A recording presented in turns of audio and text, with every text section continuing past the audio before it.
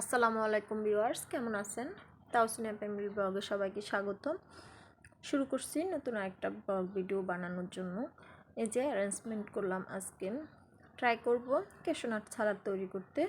তো আপনারা সবাই সাথে থাকবেন, অবশ্যই দেখবেন পুরো রেসিপিটা। এখানে বাদামটা হালকা ঘিয়ে ভেজে নিচ্ছি, ক্যাশু নাট বাদামটা। আপনি চাইলে চীনা বাদাম, কাঠবাদাম, ডাবর আরও কিশমিশ সবই মিক্স করতে পারেন, সেটা আপনার ইচ্ছা। আর এখানে আমি মাংসগুলোকে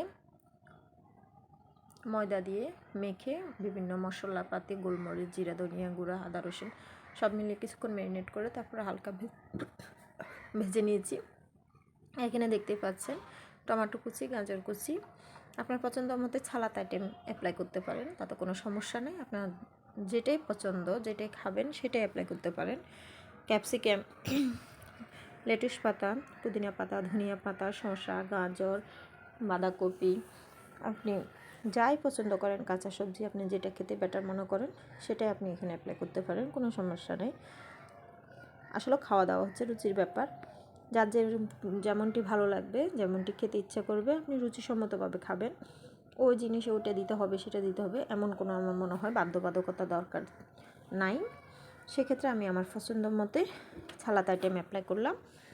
একটু লেবু চিপে রস দিয়ে দিলাম, বাতাবি লেবু বা সুগন্ধি লেবু বা এলাচ লেবু, যেটা বলেন। আর এখানে আমি পেঁয়াজটা হালকা ঘির মধ্যে নেড়ে নিয়েছি, আর একটু কাঁচাও দিয়েছি। আপনারা চাইলে কাঁচা দিতে পারেন বা ফুল পেঁয়াজটা কুচি করে আপনারা হালকা ভেজে নিয়ে দিতে পারেন, সেটা আপনাদের, ওই যে বললাম না, রুচির ব্যাপার।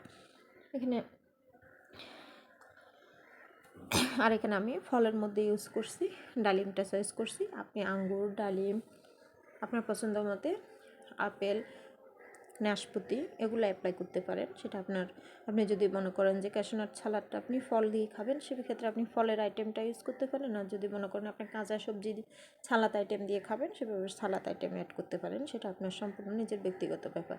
আর এখানে আমরা সরিষার তেল অ্যাড করেছি, আপনি চাইলে অলিভ অয়েলটা ইউজ করতে পারেন, বা আপনার যদি কোনো চয়েস থাকে সেটাও অ্যাপ্লাই করতে পারেন।